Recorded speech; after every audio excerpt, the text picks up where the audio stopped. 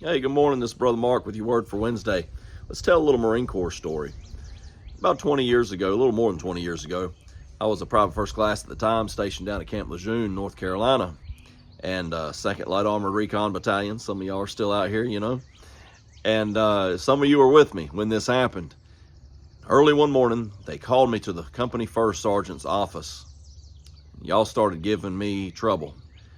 Oh man, what have you done? You're in trouble now. What did you do? You're going to the brig. They were talking. That's what Marines do. They talk, right?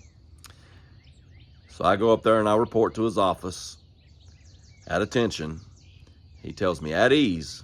Then he tells me sit down. I said, oh Lord, help me please, because I have done something terrible. I've done something I don't even remember doing. If he's having me sit down, this is going to be a serious talk. He said, do you know why you're in my office? I said, well, they said that you sent for me, First Sergeant. He said, I know that, man. Do you know why I sent for you? Stupid 19-year-old kid, PFC, you know. I said, First Sergeant, I've been worried about that the whole time that I've been walking up here. It was a long walk. I said, no, I have no idea. And he said, well, answer me this. He said, you've got a cousin in the Marine Corps named Mark, don't you? And when he said that, my eyes filled with tears. And I responded, he didn't make it, did he, First Sergeant? He said, no, I'm sorry, he didn't. See, just 3 or 4 days earlier, my cousin Mark, who was in the Marine Corps in Camp Pendleton, California, had been in a bad accident. And I knew it was serious, but I didn't know exactly. I didn't know how bad. And he didn't make it. He lost his life there because of that accident. My eyes filled with tears, but I fought him back. He told me I could go home on leave, be with my family. I appreciated that. He was a good first sergeant, old First Sergeant Stillings. And he sent me back to work. Before I got to work, I knew that I had a long walk down a trail. And if I could get to that trail, I could let these tears out. I could cry, I could pout about it, and I could get back to work. And right about the time I got to that trailhead, one of my corporals, Corporal Halbert, come up behind me. He was a good fella. I liked him a lot. And he gave me a bunch of meaningless tasks to do, a bunch of them. And I left out of there. I didn't want to cry no more. I wanted to fight. I was so mad, man. I'm just trying. Look, I'm heartbroken right now, man. This is my best friend in the world. I'm 19 years old. I've never experienced anything like this yet. And I am heartbroken. I want to go somewhere alone and cry. And now you're giving me a dozen things to do. When you know what happened. Oh, I was saying bad things about him in my mind, let me tell you.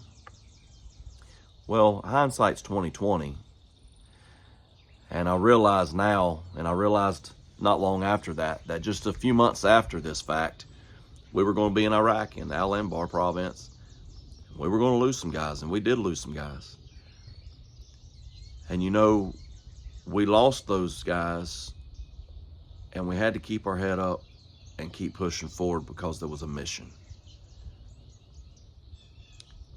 We cried for him when we came home. There was no time there. And all of that was orchestrated to properly train me and equip me for war, for the mission. You know, in our Christian life, some people are going to fall.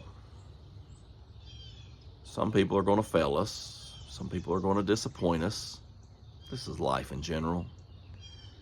We're going to have trials, and we're going to have problems, and we're going to have tribulations, and we're going to have heartache and heartbreak. We're going to have discouragement. We might even have some depression. I'm just encouraging you to keep your head up and push forward, because it's bigger than us. We have a mission. Preach the gospel to every creature. That's right. Every man, woman, and child needs to hear the gospel of Jesus Christ. And to edify the saints, to love one another, to pray for one another, to encourage one another, to carry one another's burdens. Listen, it's easy to say, keep your head up and push forward. Just keep your head up and push forward. Keep going. That's easy to say. It's hard to do. It's hard to do. But may I encourage you by saying that's exactly what our Lord did. When everyone, all of them, forsook him, he picked up that cross and carried it up to Calvary. When he was there alone in the garden and every one of the disciples was back there sleeping, he continued to pray. When all of the disciples left him as he was speaking and preaching, and he asked Peter, will you also go away? He said, to whom shall we turn, Lord? You're the only one. But later on, they all forsook him. Jesus said, I've got this thing that I must do for the will of God and the glory of God, and I'm going to do it. And I'm going to do it alone, or I'm going to do it with somebody. But either way, I'm going to do it through the power of God. You know, Paul, an example of ours, said, everybody has forsaken me. Only Luke is with me. And even Paul, lonely like that, imprisoned like he was, still said, I fought the good fight. I've kept the faith. I finished my course. Look, I don't know what you're going through today.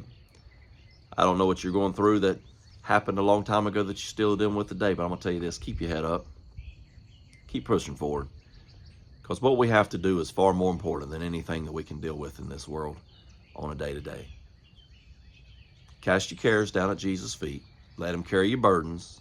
You remember last week or maybe the week before that I told you about me carrying that chicken feed for my kids in the other video. That's a perfect picture of the Lord. Come unto me, all ye that are heavy, that labor and are heavy laden. I'll give you rest. Cast your care upon me. You know why? He's able to carry what we can't. We can do a lot of things in our own strength, but that's all it'll ever be, and we're limited. But I can do all things through Christ. Why? Because he is the one that strengthens me. Let Jesus be our example. Let Paul be our example. Bad things are going to happen. Keep your head up. Push forward. It's bigger than us, for the cause of Christ and for the sake of the gospel. This is the day the Lord's made. It's a nice day, too, here in North Carolina, let me just tell you. I'm rejoicing. I'm glad in it. God bless you. Until next time is my prayer.